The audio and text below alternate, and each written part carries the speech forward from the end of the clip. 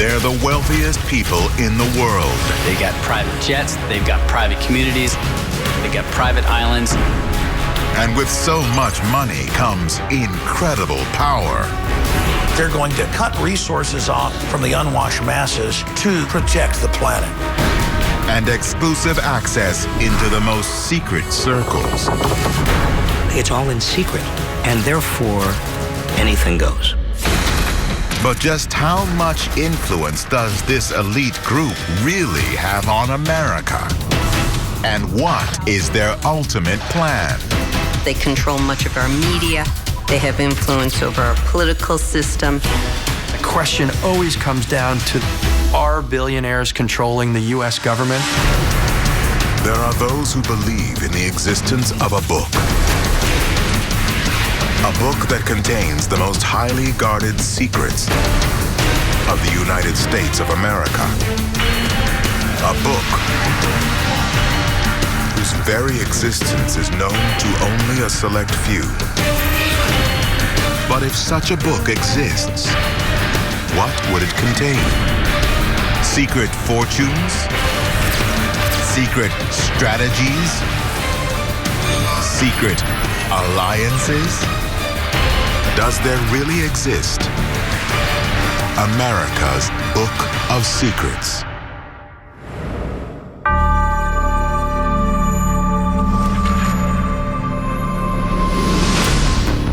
March 2014. Forbes magazine publishes their annual list of the world's billionaires. It includes 492 Americans, more than any other nation, followed by China with 152 and Russia with 111. Topping the list of the United States richest, Microsoft chairman Bill Gates, worth $76 billion. Berkshire Hathaway's Warren Buffett, worth $58 billion. And Oracle co-founder Larry Ellison, with $48 billion. America's very rich, and I'm talking about the 1/10 of 1% at the top of the income and wealth spectrum. They are richer than they have ever been in American history, and certainly, by some measures, richer than the richest have ever been in history, period. The 400 richest Americans are worth a total of $2 trillion.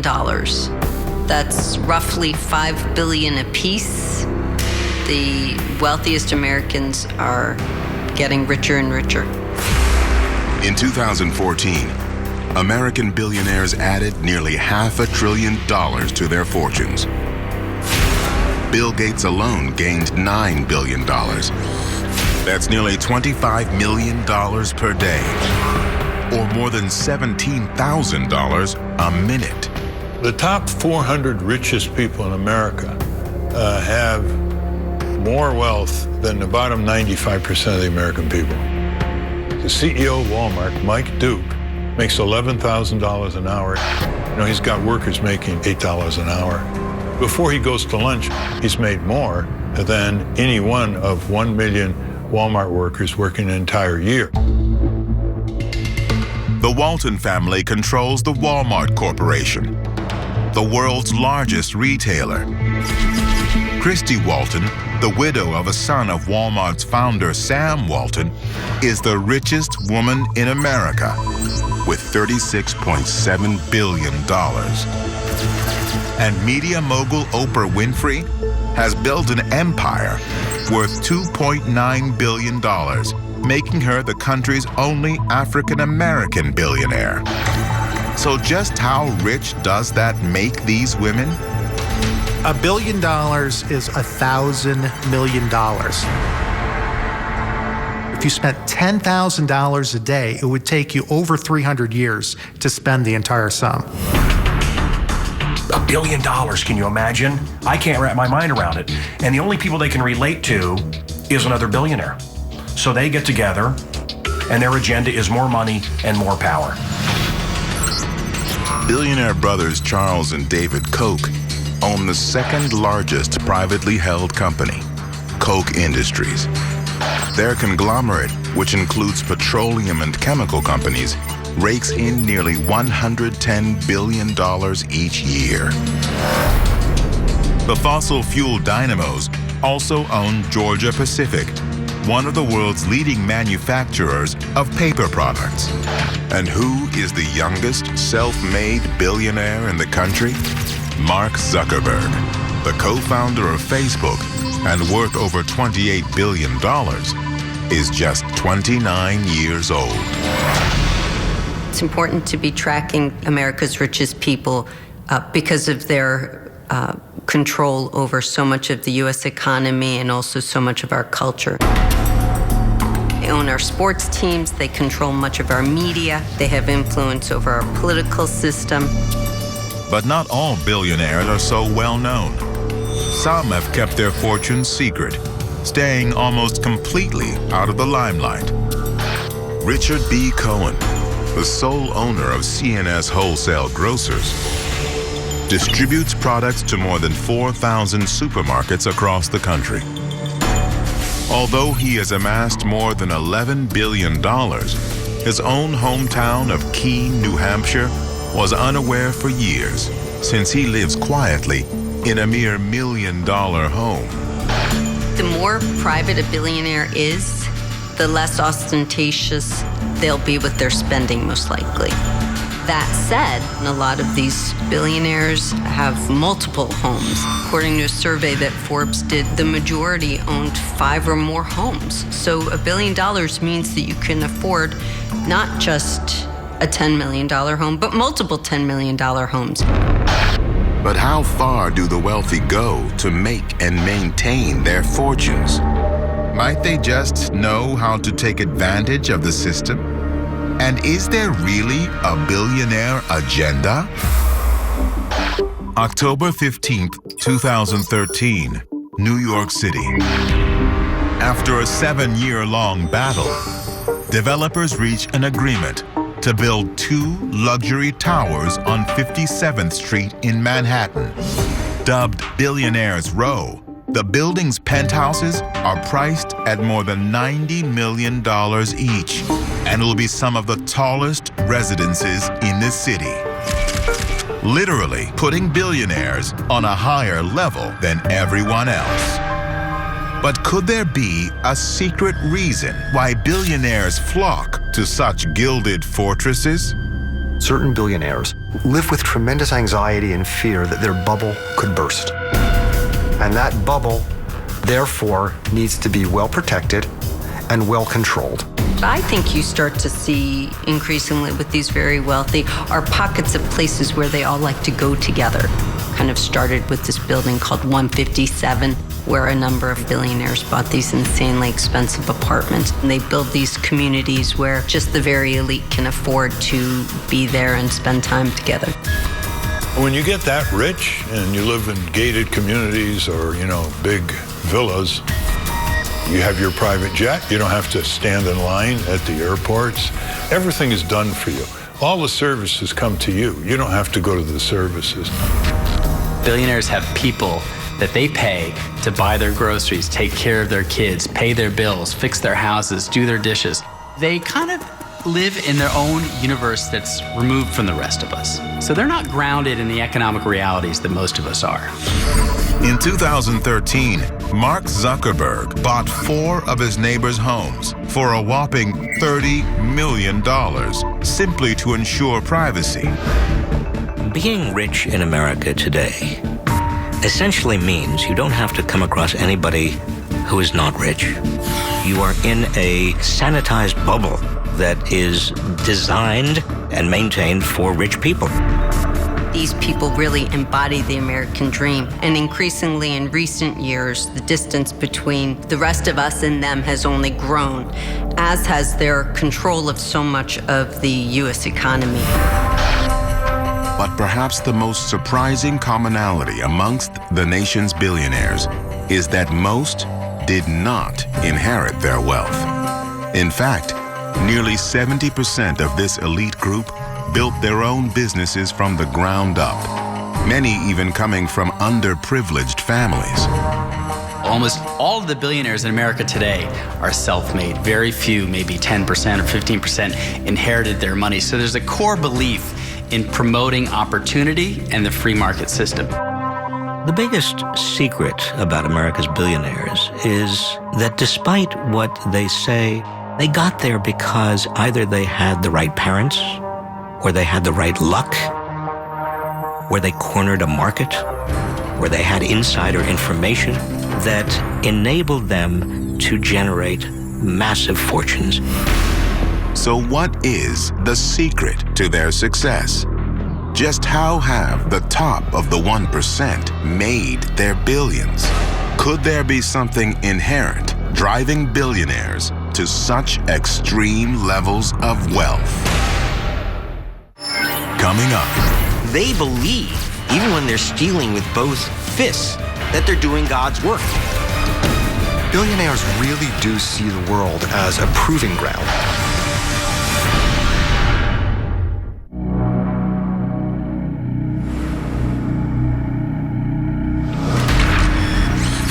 June 2010, billionaires Warren Buffett and Bill and Melinda Gates announce the Giving Pledge. Its mission? Convincing billionaires to give at least half of their money to charity, either during their lifetime or at the time of their death. The Giving Pledge is a pledge made up by about 122 billionaires who have decided that they're going to give a substantial, if not the lion's share portion of their money to various foundations that will be involved in feeding the poor, improving education, clean water in Africa, things like that. When you're lucky enough to have a great success, then you have a question, are you going to choose to spend it on yourself? Or do you want to give it back to society? Bill Gates has had, in many ways, a phenomenally advantageous upbringing that has allowed him to do the great things he has done. His motivation to be philanthropic is more responsibility-based. Someone who has grown up in poverty, as many billionaires have. Larry Ellison began life in Chicago in a very, very poor place. That oftentimes is what induces people to feel a little bit of guilt about the need to pay back. Do billionaires donate so much of their money because they feel guilty about their fortune? Or could there be another reason, hidden in the way they think? Billionaires are different from us. They're not just us, but with more money. They think that they deserve to rule the planet. They think that without them, the planet wouldn't turn on its axis. Billionaires really do see the world as a proving ground, as opposed to millionaires, let's say, who see the world as a playground. And what that really means is billionaires really want to leave their mark. But do billionaires actually think differently about the world than the rest of us? And might that way of thinking contribute to their great fortunes? Some experts believe the answer is yes, and claim many billionaires have what some commonly refer to as a God complex. In 1995, billionaire investor George Soros even admitted it to the New Yorker magazine. George Soros is worth more than many small countries. Our new God is money. So, of course, George Soros thinks of himself as a messiah. Certain billionaires have this grandiose sense of, I am a godlike figure put here to do great things. They see themselves as having some responsibility to change the world. Soros' net worth tops $23 billion. The once impoverished student built his bank account through clever manipulations of financial markets. Billionaires like George Soros believe that they're going to lead us to the deregulated free market future with low taxes. They believe, even when they're stealing with both fists, that they're doing God's work. There are a lot of very scary billionaires out there because after a while they seem to feel their great wealth endows them with superior wisdom and foresight and the right to start meddling with other people's lives. But when you're out there saying, I am doing God's work, all restraint is gone, and I think that's dangerous. Do billionaires think they know better than the majority? That the American masses are just objects to control? And is there really a secret motivation behind their charity work? The fastest way, and really the most effective way for billionaires to change the world, is through philanthropy. Because philanthropy involves investing a large amount of money in a cause that they feel is important. In 1979, George Soros created the Open Society Foundations, an operation aimed at social reform. Since its inception, Soros has given away more than $7 billion to various causes. Oprah Winfrey has used her fortune to promote education, funding a $40 million leadership academy for girls in South Africa. And the Bill and Melinda Gates Foundation has bestowed more than $28 billion in grants. Bill Gates has gotten very involved in education to the extent that one of the things that the Bill and Melinda Gates Foundation is supporting is data tracking on children. As a matter of fact, the foundation has already funded bracelets that go on children's arms that track their mood. They want to be able to individually track every child through school. When you explain to parents what's going on when it comes to data tracking, they get very uncomfortable that the government has this kind of information that they can freely share amongst all of the government agencies. Could a profound sense of responsibility really motivate billionaires to give back to charity? Or is philanthropy a way for the wealthy to exercise their power over the people? No matter how much money billionaires give away, the fundamental problems that gigantic fortunes being misused politically and distorting our economy remains. Why do some billionaires donate so much of their money? Is it perhaps a covert method used to manipulate the American agenda? And do the affluent really know what's best for Americans? Or are their philanthropic and even political actions only separating them even further from the masses? Coming up. The amount of money that these people have, they can shape society. It's kind of like a Cold War among billionaires. It's mutually assured destruction by money.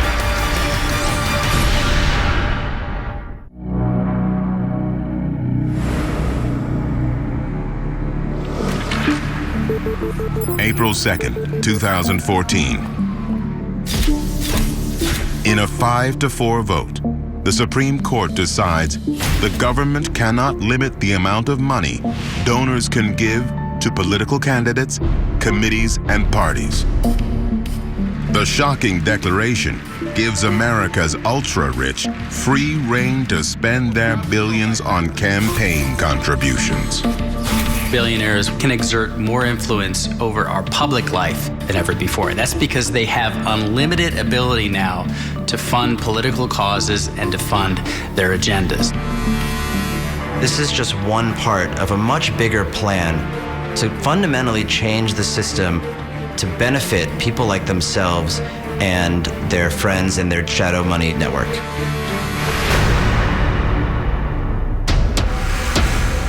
The ruling expanded a 2010 decision known as Citizens United that paved the way for independent expenditure-only committees, or super PACs, enabling billionaires to contribute as much money as they want to political candidates without being exposed to the public.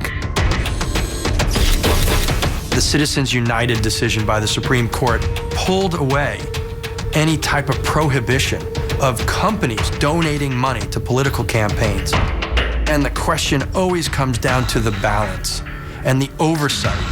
Are billionaires controlling the U.S. government? It's all dark money. We have no idea which billionaires are actually putting their fortunes into our politics and ultimately corrupting our politics. Wealthy individuals can now say they're doing one thing and actually put their money behind a completely contrary politician or cause. There is no disclosure. It's all in secret, and therefore, basically, anything goes. If people have a lot of money, they can find ways to conceal, to some degree, the expenditures of that money. And if you set up one law that says you have to disclose this, they'll find ways to give money to other groups. Have politics become a rich man's game? Are massive donations to political candidates another way for billionaires to exert their intrinsic need to control society?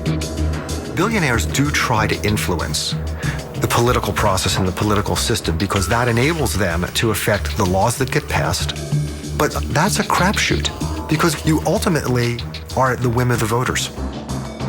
Billionaires create front groups and lobbyists, and they create social outreach programs. The amount of money that these people have, they can shape society. There's absolutely no question that some of these billionaires have selfish interests for getting as deeply as they do into politics. It's not just their ideology. They are business people. They want regulations cut. They don't want special tax loopholes in any way reduced. According to reports, billionaire conservatives David and Charles Koch have contributed nearly $200 million to free market organizations, as well as groups lobbying against the Affordable Care Act. Liberal George Soros spent millions trying to defeat President Bush in 2004 and continues a crusade to legalize marijuana. Could wealth inequality lead to the destruction of democracy? Or is it just a zero-sum billion-dollar game? In a way, it's billionaire versus billionaire, and not one single group or agenda of billionaires has really, quote, won in America. It's kind of like a Cold War among billionaires. It's mutually assured destruction by money. There are all kinds of secretive ways that people will never know anything about. Small pieces of the tax code, small pieces of trade regulations, myriad of tiny things that don't mean much to most Americans but are worth millions to individuals that billionaires can influence through their money and power. The most important secretive way that they influence the agenda is access that money gives to people in power. Their ability to sit down with somebody like a Barack Obama or a Paul Ryan and whisper in their ear, this is one of the things I'd like to see happen, is very, very powerful and happens every single day in Washington, D.C.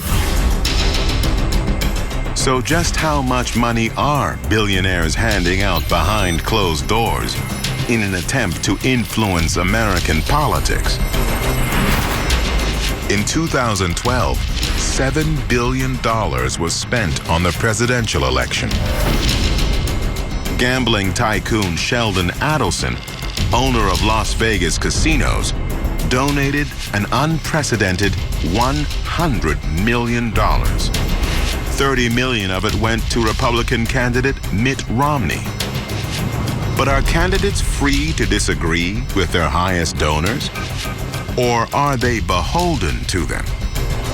Warren Buffett's company, Union Pacific Railroad, has benefited more than any other company by the inaction from the Obama administration approving the Keystone Pipeline, because his railroad carries the oil that's now going from Canada down to the Gulf of Mexico.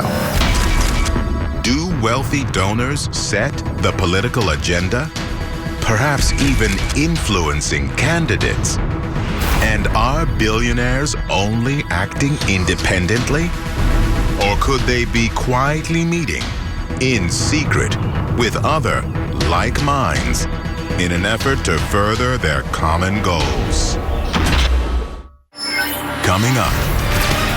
The level of security is like the level of security at the CIA. The wealthy people in this country were chosen by an inside track of elites to be promoted to the positions they're in today.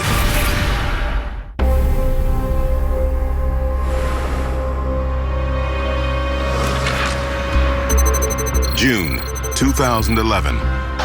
Vail, Colorado. Charles and David Koch hold their biannual summit at the Ritz-Carlton Bachelor Gulch, isolated in an exclusive enclave on Beaver Creek Mountain. The fundraising seminar is one of the most secret meetings of the wealthy, where 300 hand-picked attendees come together to strategize away from prying eyes. After the 2011 summit in Vail, we learned that major Wall Street titans like Charles Schwab are present and give lots of money, and that one of the senior Koch executives in his sales pitch for why they should donate to them as opposed to any other conservative group was that we can guarantee anonymity. Chris Christie went to this meeting without putting it on his agenda. His appearance was completely secret. No one in New Jersey knew that he appeared before the Kochs and their little billionaire confab. More and more like-minded billionaires, regardless of politics, have banded together to promote their common interests. The question is, are their ideals really that different? May 5th, 2009, New York City.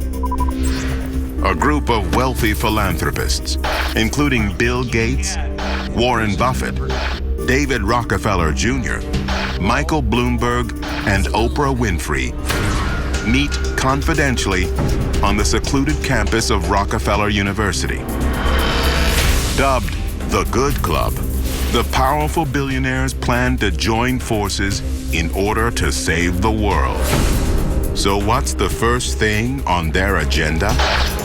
Finding a way to shrink the world's population.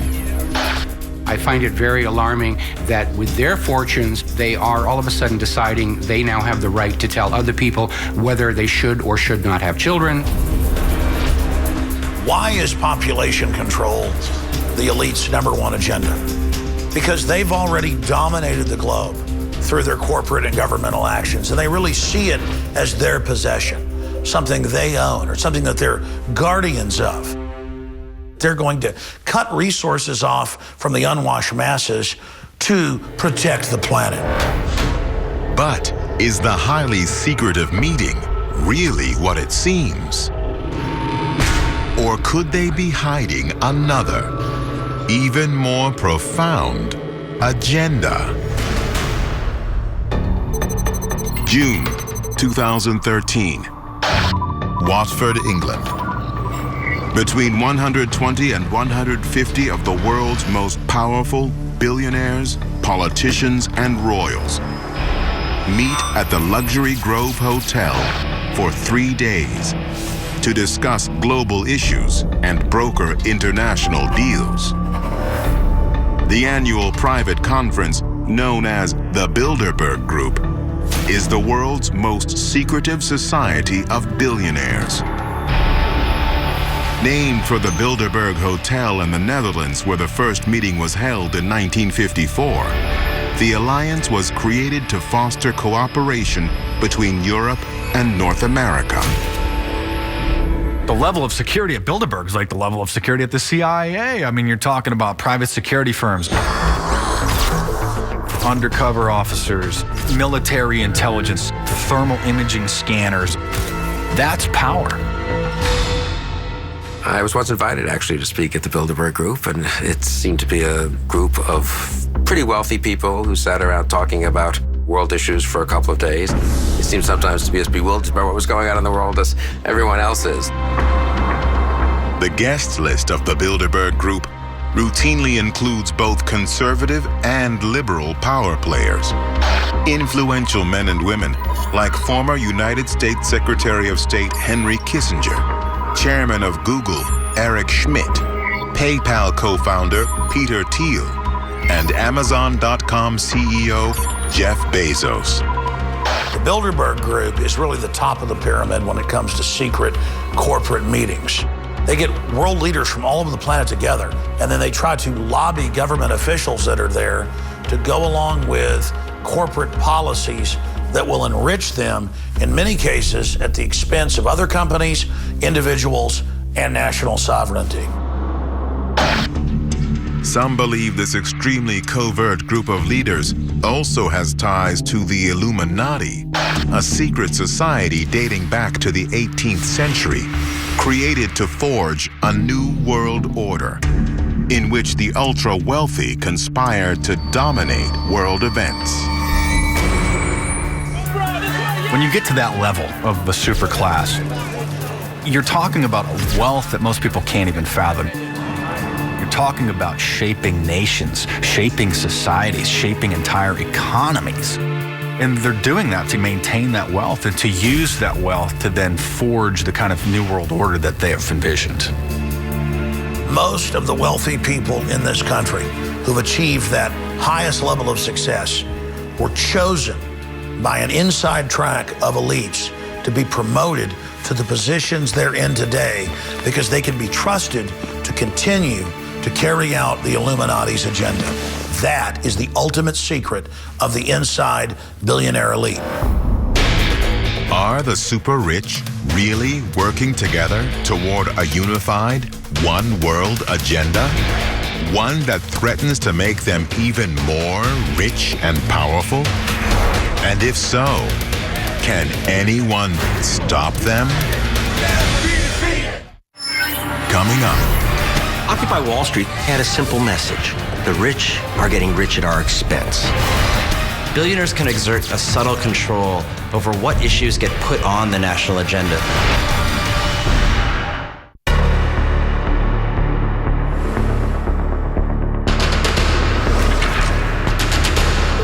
September 17th, 2011.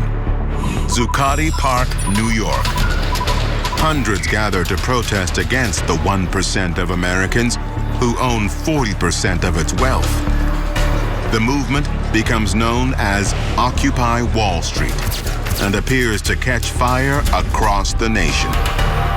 Occupy Wall Street started out with just a few Canadians who said, we're going to sit down at a park in Wall Street, and it became an international phenomenon. And they had a simple message. The rich are getting rich at our expense.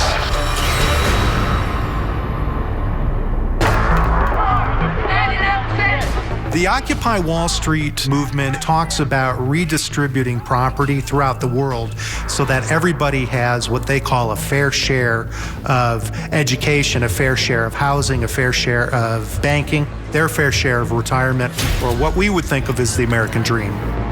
That gap between the super rich and the rest of America is growing. In 1980, the average CEO was making around 42 times their average employee wage. Today, it's more than 350 times the wage of the average employee. Most of the billionaires are alarmed by the income gap, but I think that the majority of them feel very strongly that they're part of the solution and not part of the problem. But who was really behind Occupy Wall Street? Was it simply a spontaneous grassroots movement, or perhaps something more? There are some who believe one of the answers may have been revealed in a Craigslist ad, which actually offered to pay protesters to show up. If you have a lot of money, you can influence the political conversation in so many different ways. And a lot of that can be done without being traced back to you. But it allows them to create a kind of faux grassroots appeal. It makes it look like an issue has a huge amount of public support when really it could be just a few people giving a ton of money. But why would America's wealthiest individuals contribute to a movement that protests the very system that has made them rich? There are many who believe the answer can be found by examining one of the places in which the super rich invest their billions: the media. And that by controlling the conversation, they can control what the public knows and thinks, even when it comes to the subject of income disparity.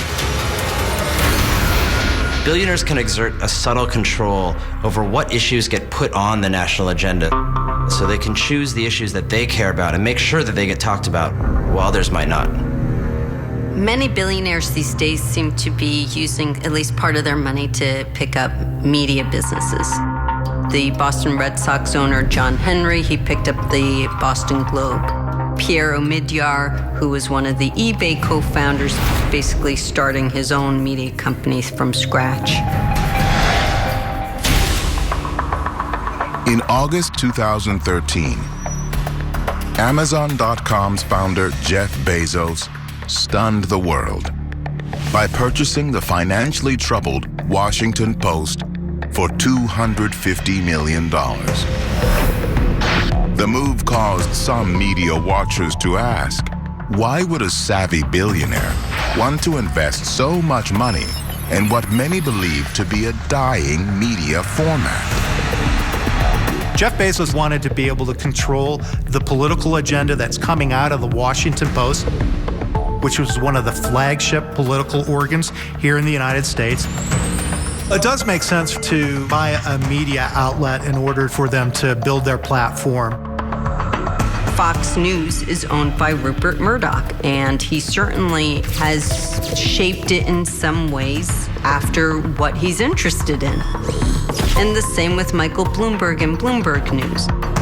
I think it's naive, perhaps, to think that we can have these media businesses operating without anybody influencing them.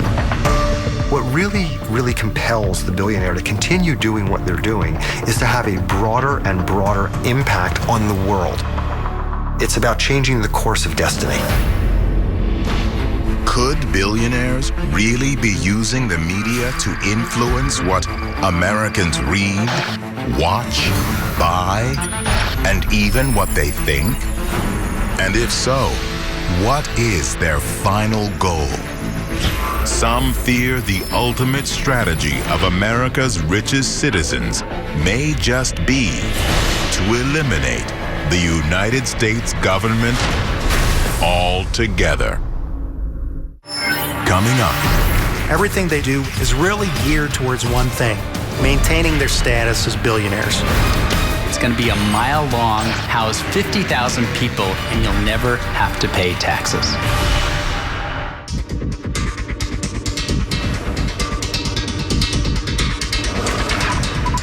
Truth or Consequences, New Mexico.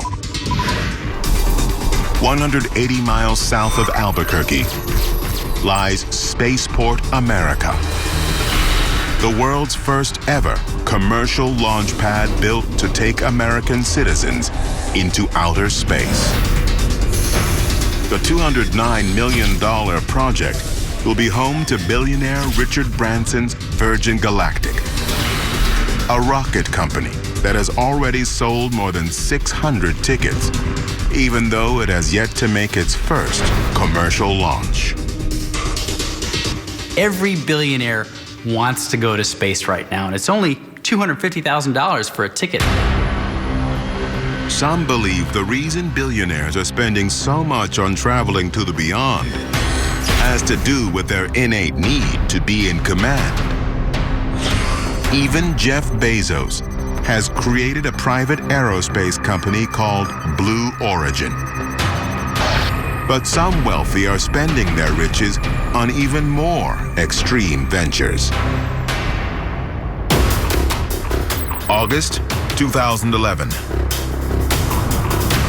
Billionaire and venture capitalist Peter Thiel invests more than $1 million in the Seasteading Institute, a non-profit organization developing independent floating cities in international waters to experiment with new ideas for government. Peter Thiel, a tech billionaire, is literally trying to start his own country. In fact, many countries. He wants to create floating island nations where billionaires would go off and live on their own in a utopian libertarian existence outside of the US territorial waters where the government can't tell him what to do. The stated goal is to create this world where you wouldn't be affected by US tax policies or US government policies. So it's this whole idea of creating a completely new world out in the middle of nowhere. Some experts estimate the cost to build the ocean community off the coast of Northern California is upwards of $200 million. So you're seeing more and more kind of crazy schemes. One of them is called Freedom Ship. It's going to be a mile long, house 50,000 people. It's basically like an island for the wealthy that will circumnavigate the globe every 2 years, and you'll never have to pay taxes. Could some of America's billionaires be hatching a plan to become a nation unto themselves? One with its own territory and political agenda? But if so, why? The super rich are increasingly separating themselves from the rest of the country. They've got private jets, they've got private communities, they've got private islands. It's really become a billionaire bubble or a separate secret country. It's a breakaway country of rich people. Billionaires are very different from us. They don't make money the way normal people do. They don't punch clocks. They believe that they are the anointed landlords of this planet, and we just get to live in it. Do billionaires really feel they are smarter and more qualified to make decisions for the American public? Is that perhaps what drives their philanthropic, political, and economic agendas? And could the wealthy be on a secret mission to fix the planet as they see fit, whether citizens like it or not? Everything that they do with PR, everything that they do with charity, everything that they do with the secret lobbying that goes on is really geared towards one thing: maintaining their status as billionaires. Their first rule would be preserve that empire. And that's what the billionaire agenda really is. There are good ones, bad ones, but in the end, it's just very hard for the regular person to relate to them. But I think it's a little too easy to cast them all as evil. All of our lives are in some sense either tied to or controlled by the 1% and the wealthy. Whether we like it or not, they spend so much, they exert so much political power. I say, as go the wealthy, so go the rest of America. Do American billionaires really harbor a global agenda? One that seeks to control everything, from energy and food consumption to healthcare and even human reproduction. And is it all being done, not in an evil quest for power, but all for our own good? Or could the growing disparity between rich and poor lead to the collapse of the American dream?